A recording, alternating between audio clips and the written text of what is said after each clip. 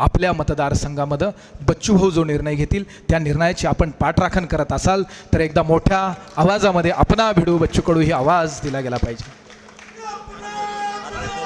बच्चू कडू, बच्चू कडू. सगळ्यांनी हात वर करून या ठिकाणी ते समर्थन करायचं आहे. बच्चू भारत